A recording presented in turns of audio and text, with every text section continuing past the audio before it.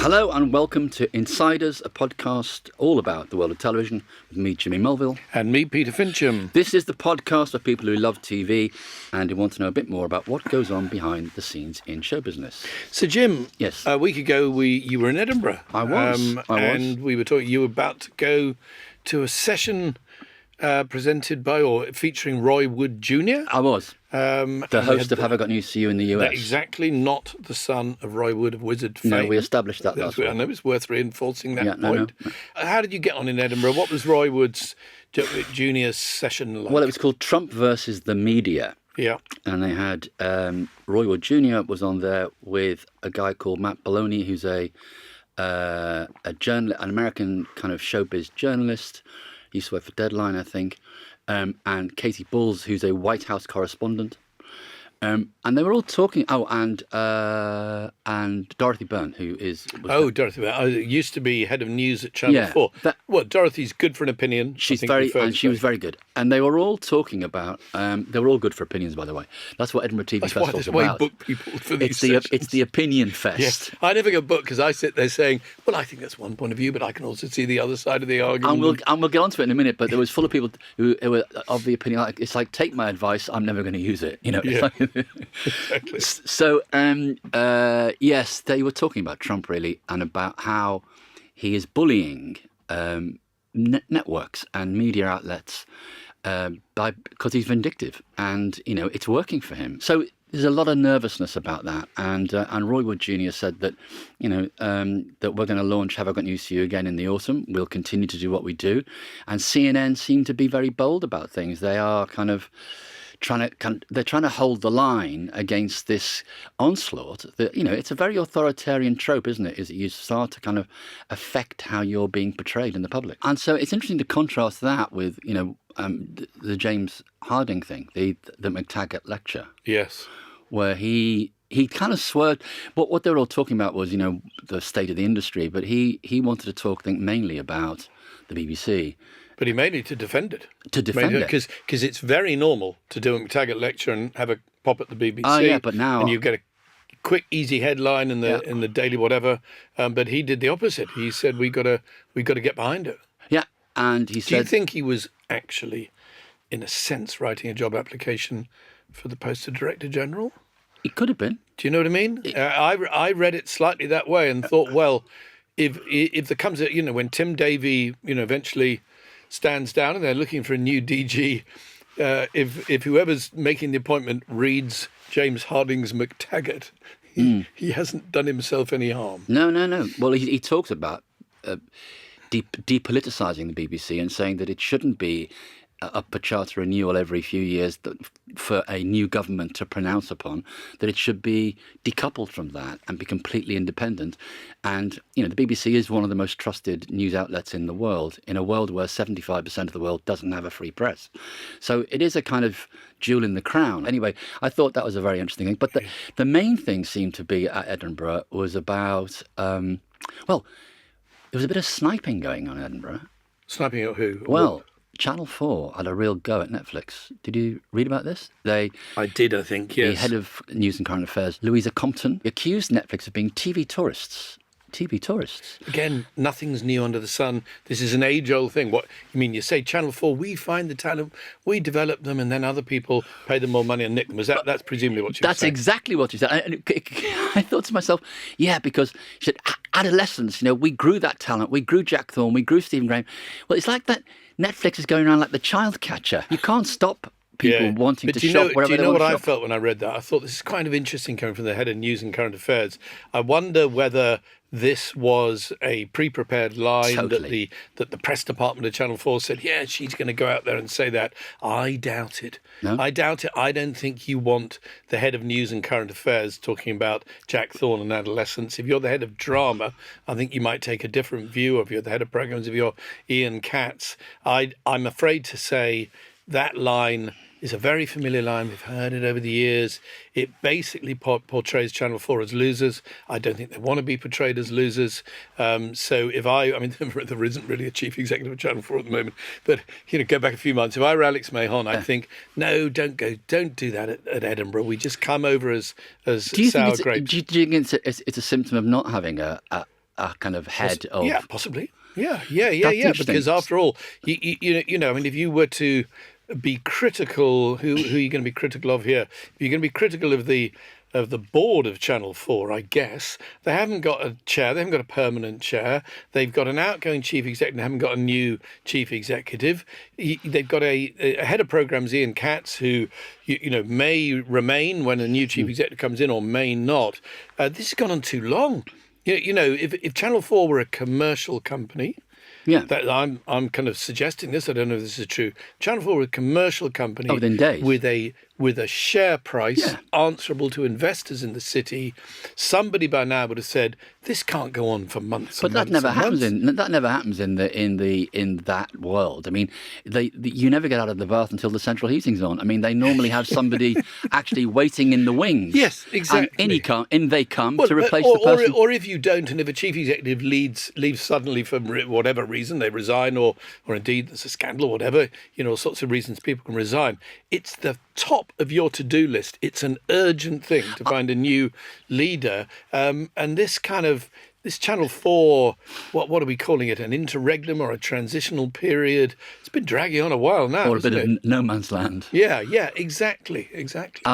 Ian Katz later, I think, tried to clean up what she said, because he said, and I quote, that Netflix benefits from the UK's incredibly rich creative ecosystem, but doesn't contribute in the same way as public service broadcasters. Specifically, he pointed out that the streamers don't share rights with creators or support regional indie production, and they take all the intellectual property from producers, which leaves no value left in their originating the content. I mean, but he's talking about two different games. So, yeah, I agree. Even that, I mean, he put his name to a very carefully crafted announcement written by the press department. There would be my reading of that. But he's saying the right things there. He's not broadly saying the right things as you would expect him to. I'm guessing, this is pure guesswork, that if I'm Ian Katz, I don't really want the head of news and current affairs to sort of stray into the worlds of drama commissioning, because you know the message is a message that Channel 4 doesn't come out very well from. She thinks they do, but I don't think they do.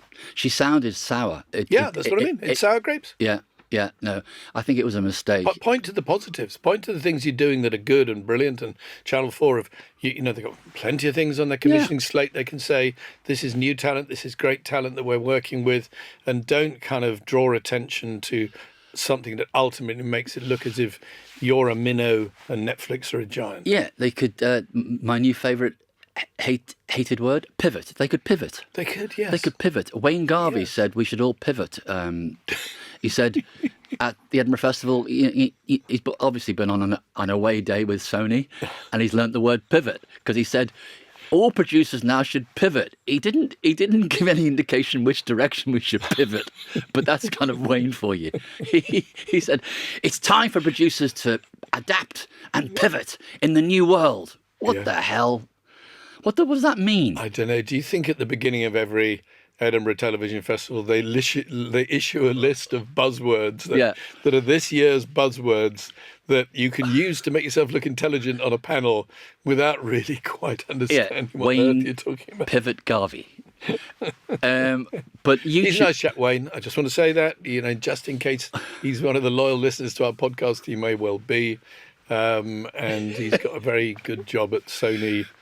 And he having lunch with Andy Harris every and he now loves people taking the piss out of him. That's what I like about him most. No, he's got a sense of humour. Wayne's got a sense of humour. So listen, the big thing was, I think, one of the big things was YouTube, and Stephen Lambert saying that he is thinking of producing some content which would go onto YouTube. And you know, everybody was saying it, but they were saying in the long term, how do you fund it? Which we've spoken about before on the podcast. Spoken about it in relation to Spitting Image. And actually, let me ask this question, Jimmy, because you might follow this closer than me. So there was that kind of pilot episode of Spitting Image that we watched about 2 months ago now. Yeah. And I thought it was really good. And I thought they'd done a really, really good job of kind of making it relevant for the modern age and everything. But have there been any other episodes? Because it must have been an expensive thing to make, and you know, if it's basically being placed on YouTube, the only income is the share of advertising revenue, and you need a lot of that to pay for an episode of Spitting Image. Well, I spoke to John Thodey about it. I had breakfast with him in Edinburgh, and he's, I think he's one of the smartest people in the industry. I think he's really Smarter than Wayne Garvey? well. He doesn't pivot. He's very consistent. To be fair to John, I've known him a very long time. He really doesn't pivot. He says, my artist wants X thousand pounds. And if you say, I think I was going to pay them Y thousand pounds, he basically says, fuck off, and slams the phone down. Shove your pivot where the sun doesn't shine. but where were we? Yeah, so John is very clever. And of course, he has a very big title which is doing very well on YouTube, which is Taskmaster. Yes. And I'm wondering whether but that's Channel 4 commission, isn't it? Spitting Image will piggyback on that, and so you create an audience for that. And, I mean, he's got assets on YouTube which are doing very, very well. So you think that gives him some leverage? I don't know. Yeah. I mean, the fact is, what came out of Edinburgh was you had the great and the good saying to producers, well, you need to pivot, blah, blah, blah. But nobody came up with a solution. We've all identified the problem, guys. We all know what the problem is. YouTube is becoming the biggest channel where especially young people, but also, as we've identified, more old people are watching. One day it will be the channel where everything converges. But how do you make money out of it? But isn't the room here for some financier, a kind of, people with money to step in and say, we will pay for the programmes. Yes. We'll then offer them to YouTube. We'll do the deal with YouTube on the split of revenue, but we'll bear the risk thinking that occasionally we'll hit pay dirt here and one will really start making money on YouTube. Isn't in other words, because independent companies such as Hattrick and Expectation and many others, even Studio Lambert, very, very very successful and big one. Yeah, well, they're the best in their field. We are not ultimately financiers. No, we don't have pockets that are that deep, and we wouldn't be able to take a risk, or we wouldn't be able to keep taking a risk if you were able to play a percentage game because you had enough money to say, we'll spread our bets and we'll invest in this programme with Hattrick and this one with Expected, this one with Studio Lambert, etc., and enough of them will come good to make the ones that don't come good. After all, that is the basic economic principle of Hollywood. Most movies don't make money, and yet studios are still in business because the ones that make money make enough money to pay for all those. Isn't there somebody in there who could be doing that thing? Well, it kind of, I suppose, if you could manage this, is it a case where people, Hattrick, Expectation, Baby Cow, Big Talk, all those companies get together and form a kind of consortium and then go to a big investor to say, we're going to set something up, which is the go-to place for comedy and a go-to place for drama, a go-to place for factual. Because in the end, the broadcasters are not the only game in town now. YouTube is there. Sure. It's a platform. I think someone smart is going to come in with a pile of money, a big hedge fund. I think there's definitely a play here. I mean, hang on, just to drill into what you just said. So, Hattrick, Expectation, Avalon, which is John Thoday's company, could all do that. All genuine independent companies. Yes. The other ones you mentioned, they're part of the kind of super indie groups. So surely that's also an issue for the super indie group, for All 3 Media or for ITV Studios to say, should we be risking more? Yeah. Because ultimately, so the one I know best is ITV. ITV in the old days, anyway, very simple business. The money came in through one door, which is advertising, spot advertising, and it went out to program makers. And ITV Studios, very profitable part of ITV, was paid for making its programs, either paid for ITV or they sold them to the BBC, Sky, Netflix, whoever, and they were just like us, just like independent producers, were paid to make programs. If you've got the scale of a company like ITV, arguably you could say, let's stop right there. We'll pay for the programs. I like the way you're thinking. And then we will offer them to YouTube, and if not YouTube, we can offer them as well, almost anywhere. But that's a huge fundamental shift in the way that I think it needs producers think, and maybe it's inevitable. Maybe it's being brought on by the growth and the dominance of YouTube. Yeah, and if you think about these big studios like ITV Studios, All 3 Me, and in fact Sony, which of course our friend Wayne Garvey runs, maybe they should pivot. Maybe Wayne should pivot. I mean, maybe they need to pivot in their thinking and say, actually, why are we... And And So that shouldn't be a big thing for Sony to think about. After all, they're a film studio. Exactly. They make films where they're entirely at risk. I think the difficult thing is for an independent production company, you know, owned by the people who started it or majority owned or whatever, where you know the question to somebody like you or me or many other equivalents is, would you, as it were, mortgage your house to make this program that you cannot guarantee you'll get any income from at all? I would say most independent producers, I'm afraid to say, if asked that question, would say no. No, we like other people's money. Yes, exactly. And we like our houses, and I've seen your house, Jimmy. And would I trade your house against a sort of you comedy, can't sell my house at the moment, Peter. Against No one's a buying comedy houses right series that might not be funny. So that's Edinburgh. So I think we should move on and get an envelope. Should we start the show? Get Owen across. Steady as you go, Owen. Here we go. Good lad. Thank you. The envelope's coming. Right. So the wording is ITV on the lookout for big name signings. Aren't they always? They always are, but I think this is a particular story we read the other day. I'm embarrassed to say this. I read it in the Daily Mail. The head of... That is embarrassing. Yes. The head of... Actually, I don't know what his title is, but he sort of does the job I used to do. So in my day, it was the director of television. But Kevin Ligo, anyway, the head honcho. He doesn't need a title. He's Kevin Ligo. He's Kevin Ligo. He is very keen to try to lure Michael McIntyre to ITV.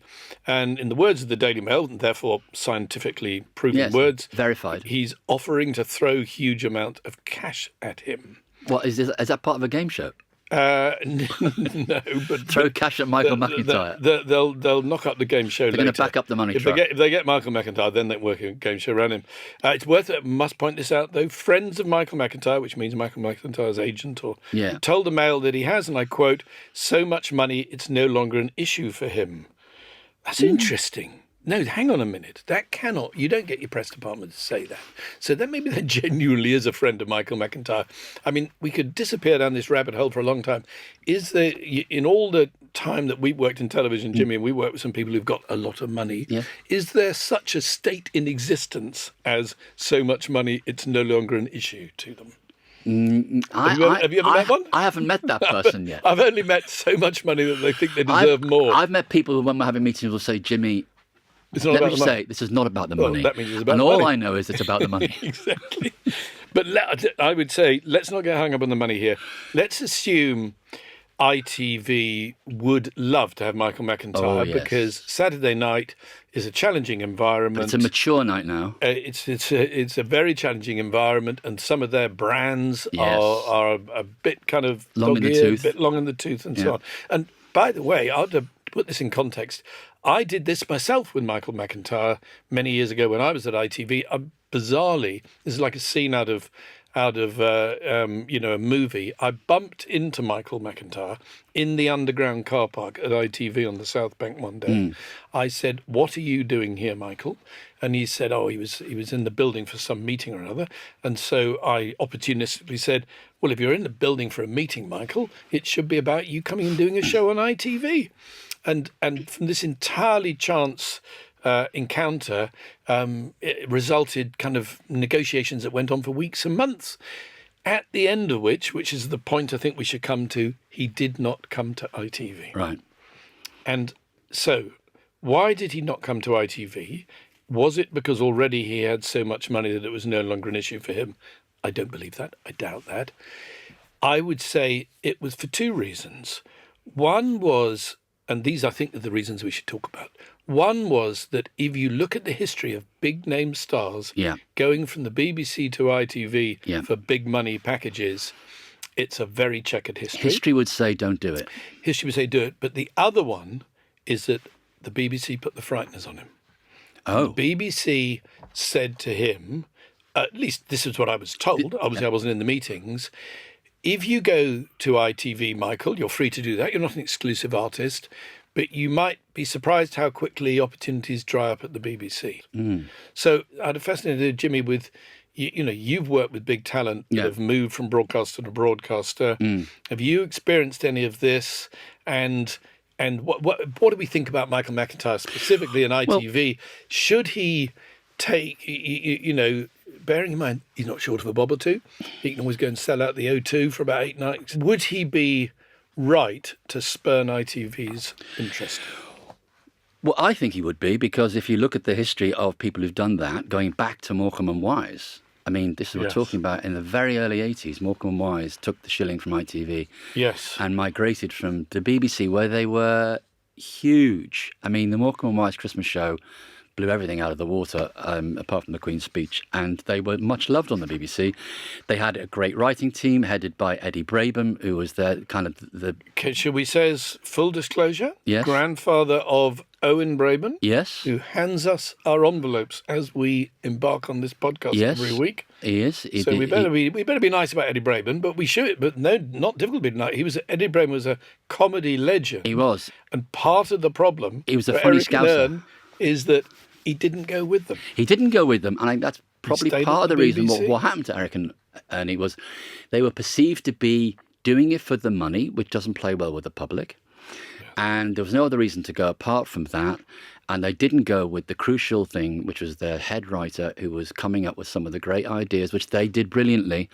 And their show didn't work. And that wasn't the end of Morecambe and Wise, but certainly it was not a great move for them. The other one that was huge, a really kind of massive thing, Michael Grade seduced Bruce Forsyth and said to Bruce, come over from doing the Generation Game, where again Bruce was Mr. Saturday Night, and come and do your show here, and we'll call it Bruce's Big Night. It's a 2-hour show, which involved Bruce singing, dancing, and doing a game show, and a sitcom was halfway through that show, which was bizarre. Barry Cryer, who I knew very well, said that, they knew they were on a sinking ship because, in a way, it was just a ridiculously overblown format, and there wasn't the great production. It wasn't but I mean, look at that one, because there's a few others to talk about. But you look at that one, and it's so easy to analyse, which is they didn't bring the format, the Generation Game, which continued without a hiccup, really, with Larry Grayson. Am I right in thinking? Yeah. Shut that door. Yeah. Was that his? Very good. Oh God, it was like he was in the room then, Peter. It's only because something I say to my children all the time. But not in that voice, I hope. Shut that fucking door when you go out. I lost my thread. So it seems so obvious that the Generation Game is a great format. It didn't come with... If you call a show Bruce Forsyth's Big Night, you are more or less saying, we haven't actually got an idea. This is not a format that we're just going to hang a show around Bruce's talents. And they are multifarious talents. He's brilliant. He's brilliant. He could play the piano, he could sing, he could dance. And he's adorable, He's adorable and everything. But nevertheless, it had that kind of feeling of a kind of slightly bloated, let's put the deal and the money first, and then we'll think of a programme later. It's a great announcement. It's a great announcement. And what happened was the audiences halved within a week. Yeah. And that was and then thank God, Bruce came bouncing back a bit later, of course, back to the BBC with Strictly. Yes. So he kind of went out with a bang, really. But it's not just Eric and Ernie and Bruce Forsyth. The other examples include The Goodies, a very sad example, because The Goodies, which was a sketch show in the days of Monty Python, I'd forgotten that. Absolutely went to LWT in 1980. They had one Christmas special and then a 6-part series commissioned, and then it was cancelled, and that was the end of The Goodies. And The Goodies, Graham Garden, Tim Brooke-Taylor, and Bill Oddie. Bill Oddie. How can I forget Bill Oddie? I mean, Bill Oddie went on to have a career as a kind of bird watcher on TV. But generally speaking, they never really recovered those glory days. No. And to this day, The Goodies, the Goodies doesn't, you could argue, quite have the reputation it deserves as a very innovative and imaginative programme. But fatal move to ITV. But weren't you the dark wizard that seduced talent from the BBC to ITV at one point? That's absolutely true. So in my case, the example, there were examples that didn't work, like Michael McIntyre, and probably some more if I thought carefully. I can't think of them. But the example that did work and then it didn't was Adrian Childs and Christine Blakely. And so, to fill in a bit of the backstory of this, they were the presenters of The One Show. Now, The One Show I commissioned at the BBC. They weren't. Adrian was there from the beginning, but actually Christine wasn't. It was Mylene Class. And Mylene Class and Adrian Childs were really good together. I think Mylene was going off to have a baby, and her agent, a man called Jonathan Shallett, sometimes known as Professor Jonathan Shallett, mainly by him. Nobody's ever known what he's a professor of. Said she, hindsight. Well, hindsight would have taught him this was a mistake. He said she won't sign an option to come back after she has the baby. Right. So we therefore needed another co-presenter and found a presenter who I think was working in Northern Ireland, very little known, called Christine Blakely. She joined as a maternity replacement, immediately clicked with Adrian Childs. Right. They Chemistry. One of those things where the audience were projecting onto them. Were they a real couple? You've seen this a million times. They weren't, by the way, but they were very good together. They were very good friends. And then the one show suddenly started growing, became a hot ticket, became a cornerstone of the early evening BBC schedule, as it has remained pretty much ever since. So in comes the new head of television at ITV, me, and we want to change the breakfast show because we think that GMTV probably is showing its age, that wasn't doing as well as BBC Breakfast. You're a new broom, Peter. New broom, need to sweep clean, so we launch a new show, ill-fated show called Daybreak. And who could remember that? Well, I can, mate. I still lie awake at night occasionally. Do you wake up at 3 o'clock in the morning screaming Daybreak? I wake up at 3 o'clock in the morning as the presenter had to. This was part of the problem. As an homage. Part of the problem. And so I make a bid for and successfully sign Adrian Childs. So you nick the two Blakely. presenters you put into your own show on the BBC. It's a dog-eat-dog world out there. That's what your a monster! job. You're a That's monster. Your job. But I did them no. I feel even as I tell the story now, I feel I did them no favour because yes, we limed their palms with silver, no doubt about that, and that would have been good for a couple of years or whatever. But the problem was it was a little bit akin to the very original ITV breakfast show and the famous 4 or the famous 5 that they put in there. Somehow the Moneybags reputation came with them. Breakfast presenters, what qualities they need? One quality they undoubtedly need is to give the impression that they couldn't have been happy to get out of bed at 3 o'clock that morning. They need to be on the screen like, they jumped out of a breakfast cereal packet. Adrian Childs, a very nice man and a very good broadcaster. He's very good. He's great. And I loved him. He's a very funny and insightful man.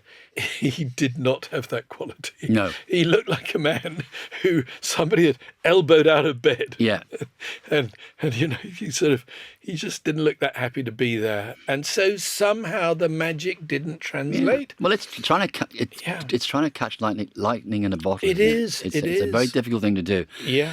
And one of the things that they've in this kind of frenzy saying, oh, is Michael McIntyre going to go or not? I spoke to somebody yesterday, actually, who has some inside information. I can't say who it is. Oh, go on, tell us. But they said he's not going to go. He isn't going to go. He's going to stay at the BBC.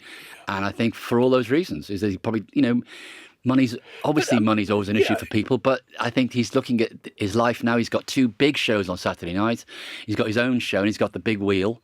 Yeah. And they both work. But also, it does him no harm, or friends of Michael McIntyre, whatever that might mean, no harm to let the BBC know that he's in hot demand and ITV would have him if he'd go. And by the way... Because we also know about the BBC, they can take talent for granted. They can think... I had another experience. So I was at the BBC. Yes. I get this phone call from Michael Foster. Yes. Big agent. Well, he's not that big. Michael's quite a small... No, I mean... He's a big character. in status. So absolutely, and in seriousness of intent, should we say? He's a lovely man, Michael. He's been known accidentally to throw furniture around a room, but he's given up agenting now when he doesn't get his own way. Oh, is he? Yes, I think he's removed that part. It may not have been good for his temperament. No, I think he's mellowed a lot. Yeah, well, I want to put it on record. I like Michael. Yeah.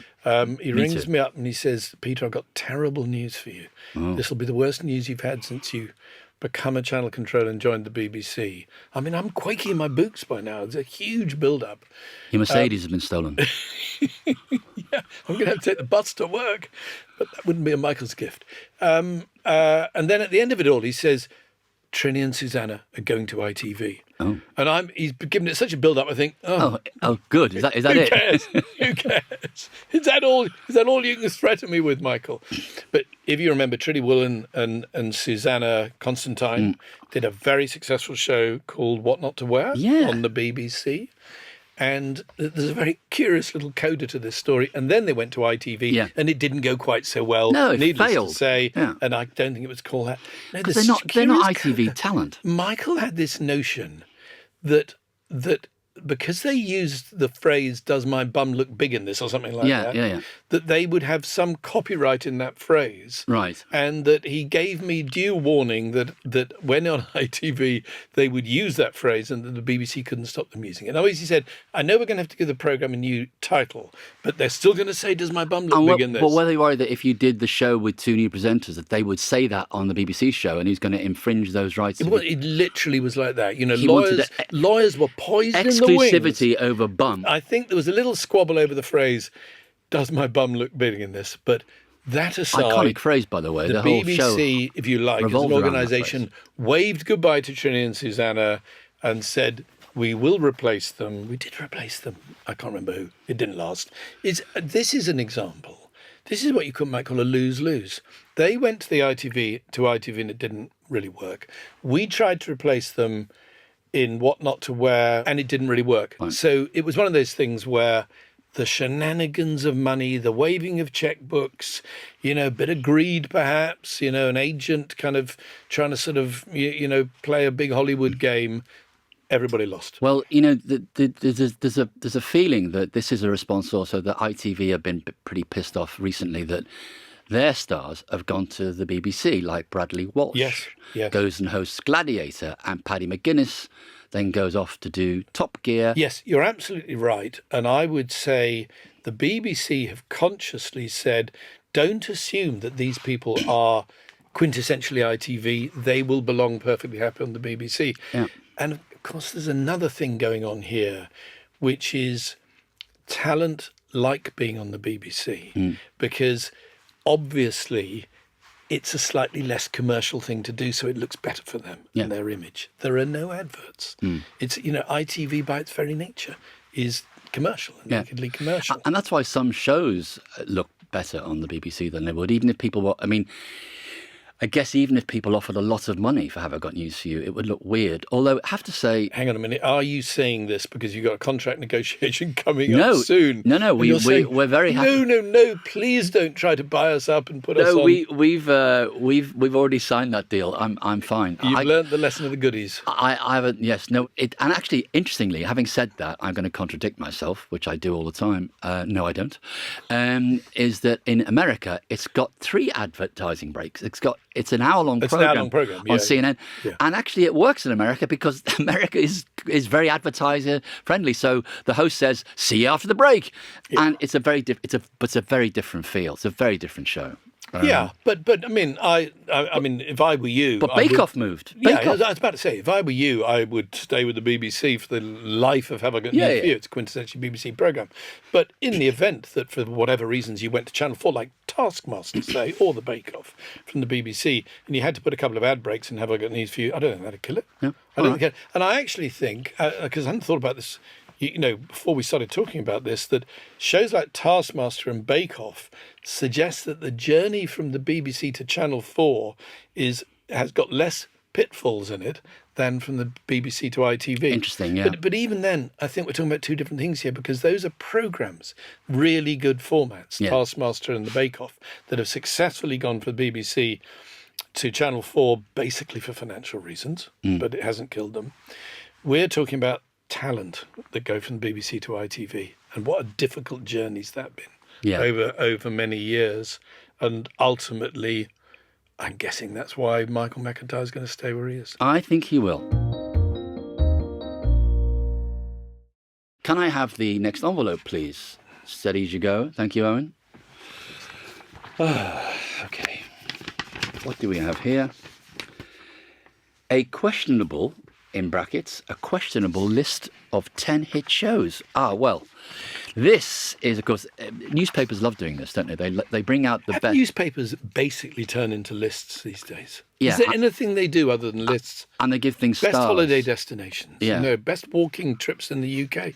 Most of the editorial effort of newspapers is lists. Having said that, because I know what you're about to say, I think it's really good, this list business. I'm not sure about It's this really list. informed and interesting stuff. Well, this is a list about that Peter is extremely keen for us to talk about. It's a piece in the Times over the weekend. Well, let's call it the Sunday Times.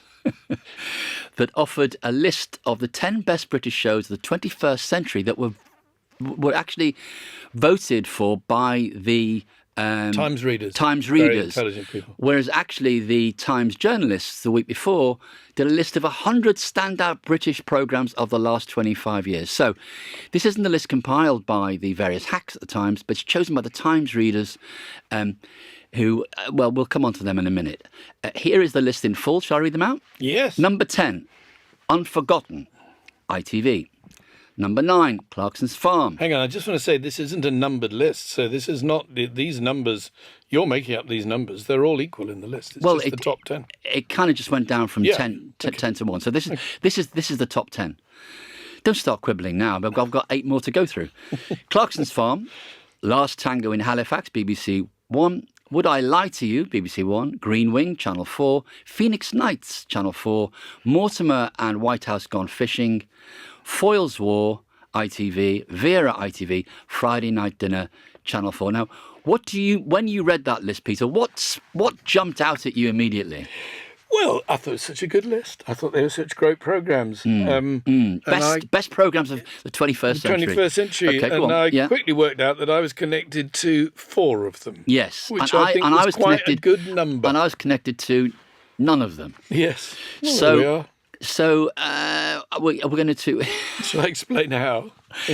Give us the 4. Yeah, well, they're a very, very disparate group. And maybe, that well, you're a man of many talents. The extraordinary range of interests I've had over the years. So 2 of them I've been executive producer of, and 2 of them I've commissioned. So I was the executive producer of Green Wing. I am the executive producer, one of the executive producers of Clarkson's Farm. Yeah. I commissioned Unforgotten, and I commissioned Vera. I went through this list with increasing levels of rage.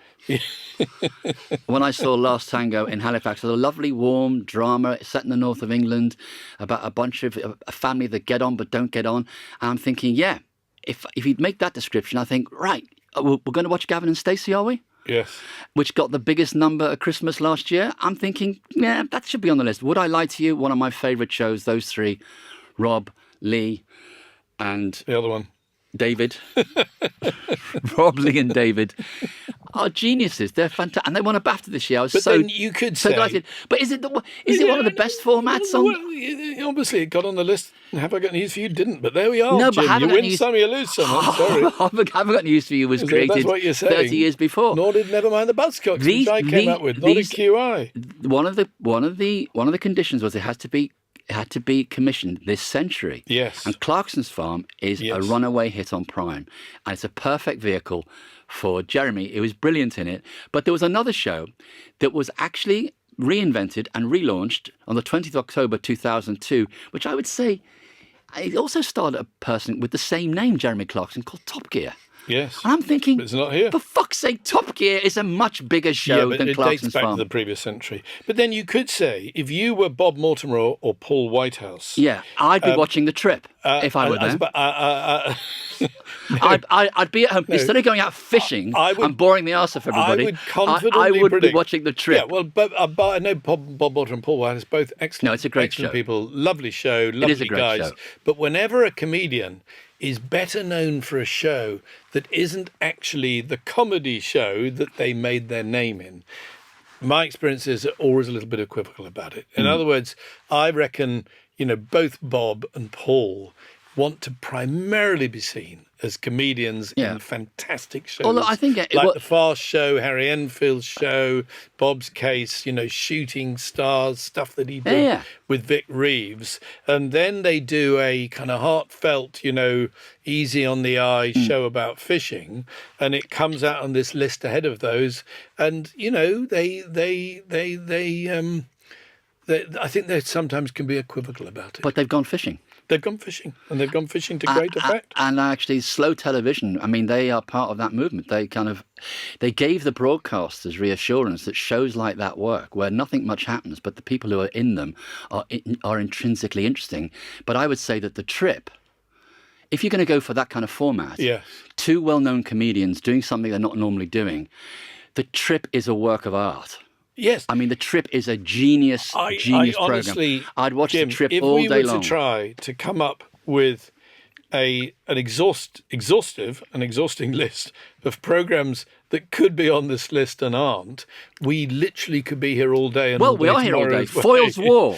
Foyle's War. But let's just Michael focus Kitchen. on... No, hang on. Yeah. Michael Kitchen, great actor. Yes. Foyle's War, do me a favour. Horowitz, very clever writer. I would suggest that you could replace... You could actually add another show to the list of shows that you've commissioned. I know, Downton Abbey.